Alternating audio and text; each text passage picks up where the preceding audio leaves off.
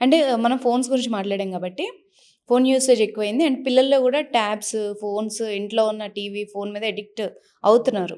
So, ఎదుగుతున్న age కాబట్టి brain ఏమన్నా ఎఫెక్ట్ అవుతదా దానివల్ల? యాహ్! సో, అది డెఫినెట్‌లీ స్క్రీన్ టైమ్ అనేది తగ్గించాలి. హ్మ్. లిమిట్ చేయాలి.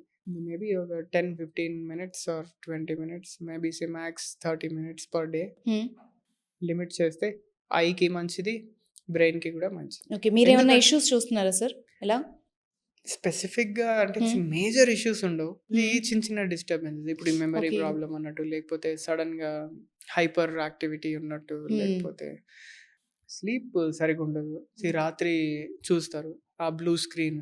సో, దాంతోటి స్లీప్ అనేది డిస్టర్బ్ హ్మ్. అవుతది. పీస్‌ఫుల్‌గా ఉండదు స్లీప్. హ్మ్. సో, మాట్లాడుకోవడం నిద్రలో, లేదా నైట్‌మేర్స్ రావడం, అరవటం. హ్మ్. సో, ఇట్లాంటివి. సో, బిహేవియరల్ చేంజెస్ ఒస్తాయి. ఆ! హ్మ్. అంటే చిన్న చిన్న చేంజెస్. హ్మ్. So, we can reverse them.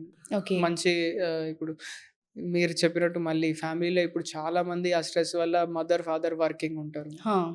So, ఇప్పుడు పిల్లల్ని హ్యాండిల్ చేయడం అంటే ఇబ్బంది. సో, అలా వాళ్ళు స్క్రీన్‌కి అలవాటు పడ్డము, ఇలాంటివుంటాయి.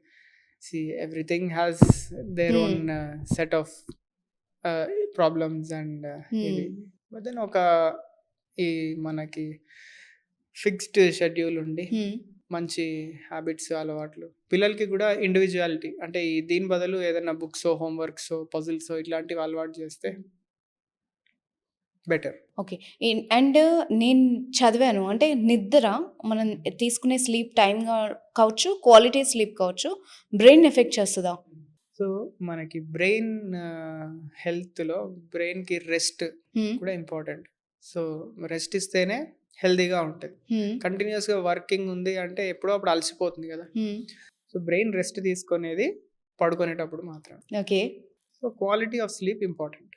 హ్మ్. లేదంటే ఎప్పుడో అప్పుడు ఆ లిమిట్ దాటితే ఇంకా ఎఫెక్ట్స్ చూపిచ్చేస్తది. So, okay. మేబీ హెడేక్స్ రూపంలో గానీ, లేకపోతే క్రాంకీనెస్ అంటే irritation. Okay. Okay.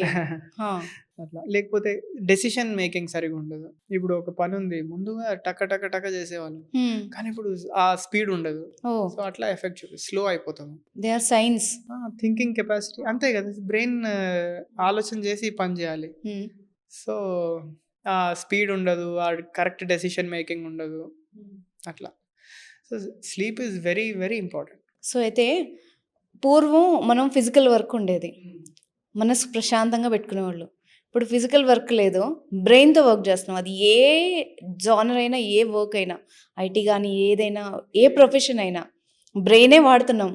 So, brain ఇంక చాలు బాబా నాతో అవ్వట్లేదు. ఇంక నాకు ఐ నీడ్ రెస్ట్ అనే సింప్టమ్స్ ఏమన్నా ఉంటాయా సైన్స్? అంతే. ఇప్పుడు నేను చెప్పినట్టు ముందుగా ఇప్పుడు మీరు క్రియేటివ్ ఫీల్డ్‌లో ఆ! ఉన్నారు.